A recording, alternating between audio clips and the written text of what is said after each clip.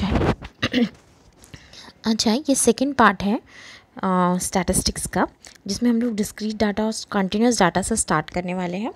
Discrete data हम किसे बोलते हैं? डिस्क्रीट डाटा का मतलब वो डाटा जो हम लोगों ने किसी स्पेसिफिक फॉर्म में, माने किसी ऑर्डर में कैलकुलेट ना किया हो, जबकि कॉन्टिन्यूस डाटा एक स्पेसिफिक मेजरमेंट में स्पेसिफिक टाइम इंटरवल में कलेक्ट किया जाता है। समझ लीजिए, हम लोग एक एग्जांपल ले लेते हैं। हम लोग यहाँ पे एग्जांपल का मतलब है, जैसे आप लोग देख रहे हो यहाँ पे एक एग्जांपल दिया हुआ है एज और हाइट का। ठीक है, एज और हाइट हम लोग घर घर जाके एज और हाइट देख रहे हैं, कलेक्ट कर रहे हैं। तो हम किसी के घर गए, उन्होंने बोला मेरा एज 30 है और मेरा हाइट 5 है, मेरा एज 25 है, मेरा हाइट 6 है। तो ये अलग अलग एज वाले लोग अलग अलग हाइट बोल रहे हैं, किसी का स्पेसिफिक इंटरवल नहीं है। तो हम लोगों का ऐसा डॉट डॉट डॉट डॉट आ जाएगा सब जगह।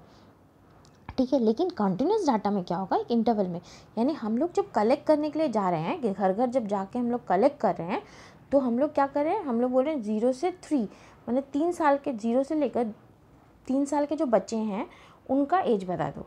फिर 3 से 6 साल के जो हैं उनका हाइट बताना है। फिर उसके बाद 6 से 8 या 10 साल के जो हैं उनका हाइट बताना है। तो ये हम लोगों का स्पेसिफिक इंटरवल के अकॉर्डिंग हम लोग ले रहे हैं।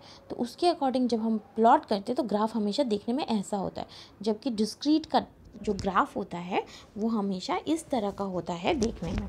याद रहेगा आपको? अच्छा, हम लोग कुछ स्पेसिफिक क्वेश्चन करेंगे हम लोग। उससे पहले हमारे जो टर्म्स हैं, कुछ हमें टर्म्स जानना बहुत ज़रूरी है। पहला आता है वेरिएबल। वेरिएबल मतलब क्या होता है? वेरिएबल मतलब वो वैल्यू जिसकी जगह हम कोई भी वैल्यू डाल सकते हैं।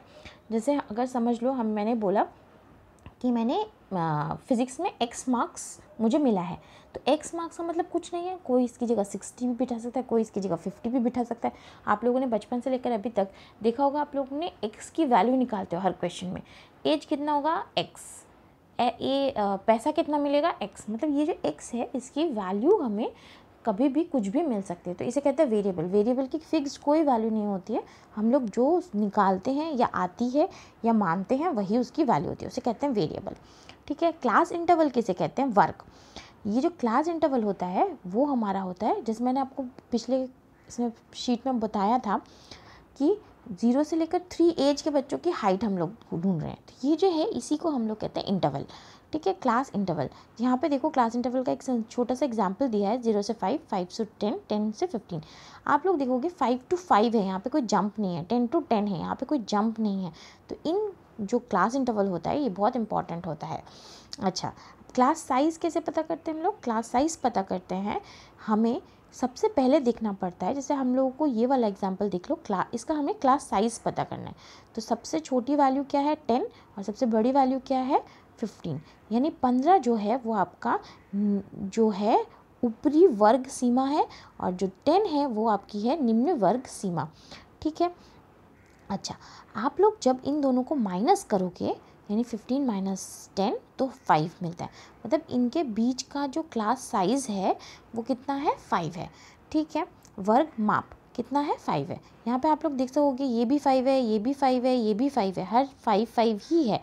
उसी के बाद हम लोगों का नेक्स्ट है क्लास मार्क। क्लास मार्क किसे बोलते हैं? इन दोनों के इंटरवल के बीच की जो वैल्यू होती है, बीच की वैल्यू, उसे हम कहते हैं क्लास मार्क। यानी 0 से लेकर 5 तक के बीच की वैल्यू कितनी है? 2.5।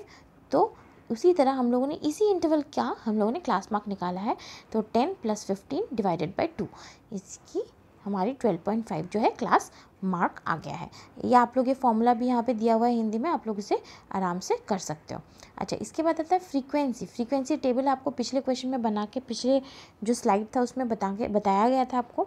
समझ लीजिए, हमारे पास क्लास इंटरवल है 60 से 70 का एक क्लास इंटरवल है, तो उसकी फ्रीक्वेंसी। अभी मैंने, अगर कोई जाके क्लास में पूछता है कि फिज़िक्स में 100 के अंदर 90 से 100 के अंदर कितने बच्चे हैं जिन्होंने फिज़िक्स में 90 से 100 के अंदर मिले हैं, तो आप बोलोगे 4 बच्चे। जो 4 बच्चे आप लोग बोल रहे हो यही फ्रीक्वेंसी है।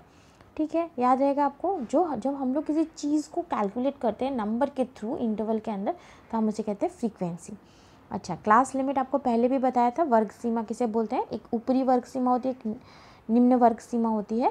जैसे 60 से 70 के बीच में जो वर्ग सीमा है वो क्या है? 60 जो है वो निम्न है, और 70 जो है वो ऊपरी है, यानी अपर लिमिट और लोअर लिमिट। ठीक है, इसके बाद आता है true class limit. True class limit बहुत इंपॉर्टेंट है। आपको बताया गया था जहाँ पे जंप नहीं होता है वही हमारा ट्रू क्लास लिमिट होता है, लेकिन जहाँ पे जंप होता है उसे बदल के हमें ट्रू क्लास लिमिट में बदलना पड़ता है, ठीक है। वो क्लास लिमिट प्रॉपरली नहीं होता है। अच्छा, यहाँ पे आप लोगों को एक स्लाइड दिया गया है जिसमें सारी जो टर्म्स हैं उसे हिंदी में भी बताए गए हैं, तो आप लोग उसको भी पढ़ के थोड़ा देख सकते हो, समझ सकते हो। अच्छा, नेक्स्ट जो हम लोगों का क्वेश्चन है वो है फाइनल मार्क्स। मैथमेटिक्स के कुछ मार्क्स यहाँ पे दिए हैं 30 स्टूडेंट्स के। यहाँ पे हमें जो पता करना है वो है क्लास मार्क का एक ग्रुप बनाना है, जो मैंने वो जो चार्ट होता है फ्रीक्वेंसी चार्ट जो पिछली स्लाइड में बताया था वो बनाना है। हाईएस्ट स्कोर पता करना है, लोएस्ट स्कोर पता करना है, रेंज पता करना है, कितने बच्चे पास हुए हैं अगर 40 मेरे पासिंग नंबर हैं तो। अच्छा, 75 स्कोर करने वाले लोग, 75 से ऊपर बच्चे ने स्कोर किया है वो कितने बच्चे हैं। अच्छा, उसके बाद है 50 से 60 स्कोर करने वाले, 50 से 60 have not actually appeared which observation between. अच्छा, इसके बीच में कितने नॉन एक्चुअली क्या है, which observation between 50 to 60 have not actually appeared, ठीक है। How many have scored less than 50, कितने बच्चों ने 50 से कम एक्वायर किया है। तो हम लोग यहाँ पे आ जाते हैं नेक्स्ट स्लाइड में। हम लोगों ने यहाँ पे ये फ्रीक्वेंसी चार्ट बना लिया, लेकिन ये फ्रीक्वेंसी चार्ट बनाते हुए सबसे ज़्यादा इंपॉर्टेंट जो है वो क्या कर रखना है, सबसे छोटा नंबर यहाँ पे देखना है। छोटा नंबर कितना है, ढूंढो ढूंढो ढूंढो, 37 इज द सबसे छोटा नंबर। और सबसे बड़ा नंबर कौन सा है, ढूंढो ढूंढो ढूंढो, देखो कि 100 जो है वो सबसे बड़ा नंबर है इसमें। तो हम लोगों का सबसे हाईएस्ट स्कोर कितना है, 100, सबसे छोटा है 70। सेकेंड क्वेश्चन हम लोगों को पूछ रहा है कि रैंक किसे बोलते हैं, रेंज क्या है। रेंज क्या है, हम लोगों का बड़ा से सबसे छोटा नंबर, बड़े से सबसे छोटा नंबर को जब माइनस करते हैं तो उसे रेंज बोलते हैं। तो 100 माइनस 37, 63 इज़ द रेंज, हमारा रेंज इतना है। अच्छा, इसके बाद हम लोगों को पूछा था 40 अगर पासिंग मार्क्स है तो इसमें पास करने वाले, फेल करने वाले कितने स्टूडेंट हैं। तो ये 40 का रेंज देख लो आप लोग, 40 से कम आने वाले कितने बच्चे हैं, 2। तो ये 2 इज़ द फेलिंग मार्क्स, ठीक है। उसी तरह से 75 से ज़्यादा स्कोर करने वाले कितने हैं, 8। ये 1 2 2 5 और यहाँ पे 3 होंगे तो 8, ठीक है।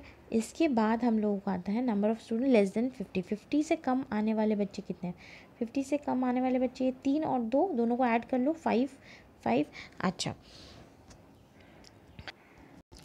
जो नेक्स्ट क्वेश्चन हम लोगों को पूछा गया था कि इनके 50 से 60 के बीच में कौन कौन से नंबर नहीं आए हैं बच्चों के।